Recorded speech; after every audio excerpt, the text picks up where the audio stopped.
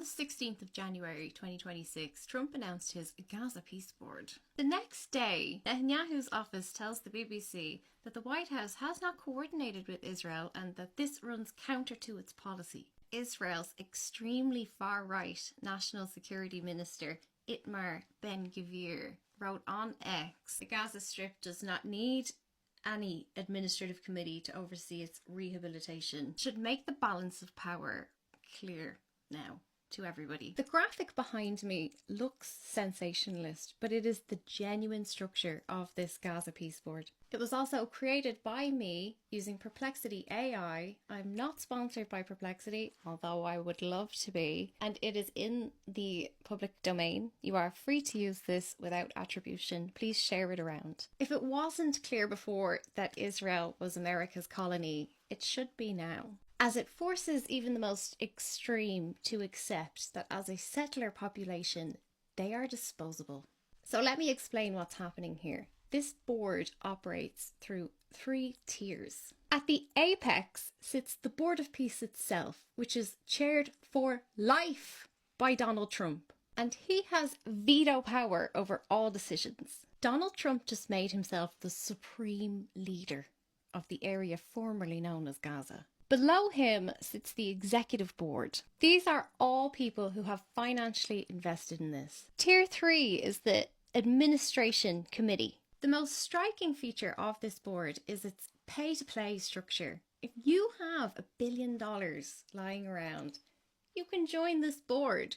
The people he invited are Mark Carney from Canada, Javier Milei from Argentina, Abdel Fattah el-Sisi from Egypt, Recep Tayyip Erdogan of Turkey, and King Abdullah of Jordan. None of these people have officially joined this board, although Mark Carney has been very vocal about his excitement. So the invitation to be the people responsible for shaping the future of the Gaza Strip is being extended to Canada, Argentina, Turkey, Jordan, and that's just the first tier. This second tier is where things get really stinky. The executive committee of this supposed peace board includes alleged war criminals. These are just some of the men who have been given the authority over the redevelopment of the Gaza Strip. First up is Tony Blair, the Iraq war criminal. This billionaire consultant is going to help with capital mobilization. Next up, Jared Kushner. Jared is Trump's son-in-law and the architect of the Abraham Accords, which are supposed to be focused on Arab-Israeli normalization. I guess the strategy is just colonize everyone equally. Next up, Mark Rowan. You might not know him, but he is the billionaire CEO of Apollo Global Management, the private equity firm. This is Yakir Gabay. He is Cypriot Israeli, a billionaire in real estate. This one, Nikolai Mladinov, is a Bulgarian diplomat. What the fuck are you doing here, Felicia? On a Middle East peace board. This one is Steve Witkoff. No real credentials here, he's just Trump's friend. I kid you not. That's why he's on this board. Possibly took a plane with him, who knows. Also on this board, AJ Banga, president of the World Bank. Marco Rubio, the US Secretary of State. Hakan Fidan is Turkey's foreign minister. Robert Gabriel Jr. is Trump's national security advisor. Aria Lightstone, who is the CEO of the Abraham Accord Peace Institute. And this one, Josh Grumenbaum, very Middle Eastern. He is someone that Trump had previously appointed the commissioner of the Federal Acquisition Service. These are the senior advisors on Trump's Board of Peace. Then we get to this Tier 3, Palestinian National Committee. To be clear, Israel does still have security control over the entire area, and there are Israeli freedom of action plans if this reconstruction doesn't go well.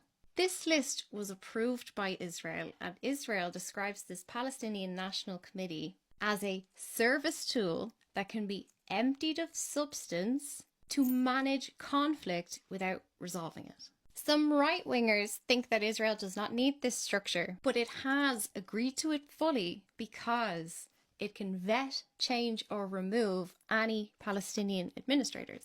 There are 15 Palestinian technocrats who were chosen in Cairo. They were vetted by Israel and they signed a mission statement explicitly saying that they work under the guidance of the Trump Board of Peace. These are the daily administrators. They are described as technocratic and apolitical. They have no say in national strategy, borders, security, economy. No. They are the physical administrators of things like electricity, water, hospitals, local authority. This is the comprador class. Comprador is a Portuguese term. It means buyer. It originally referred to the Chinese merchants who cooperated with the Portuguese colonists. They are the elites who profit from the occupation. Locals who chose wealth and power and serving Donald Trump over their own people. These are the people who facilitate the extraction from their own country. Or a small enrichment in this lifetime, meager compared to the enrichment of this tier, but enough for them to sell their soul. They are intermediaries. They are the foundation of this pyramid. Without the compradors, these guys don't get rich. They are traders. They are the ones who'll negotiate the contracts, organize the extraction. You have this class of people in every colonial project. Frantz Fanon called them the comprador bourgeoisie, and I'm including a picture of Frantz Fanon to introduce you to the Algerian anti-colonial writer. He writes extensively about this. You can access his work in the Stanford Encyclopedia of Philosophy under colonization. He saw it in Algeria, the managerial class who were aligned to France. But we've seen it with the local princes in India, the warrant chiefs in British Nigeria. These are a particular brand of local elite who are so insecure about themselves that they will allow a foreign power to rape and exploit their country just so that they can get a sports car next year. I think it's important that the pro-Palestine movement name and shame these technocrats. What kind of stuff are these guys going to be doing? Why this third tier? Come back for part 2. I'm going to look at what is planned in the reconstruction for Gaza. Why do they need all these technocrats?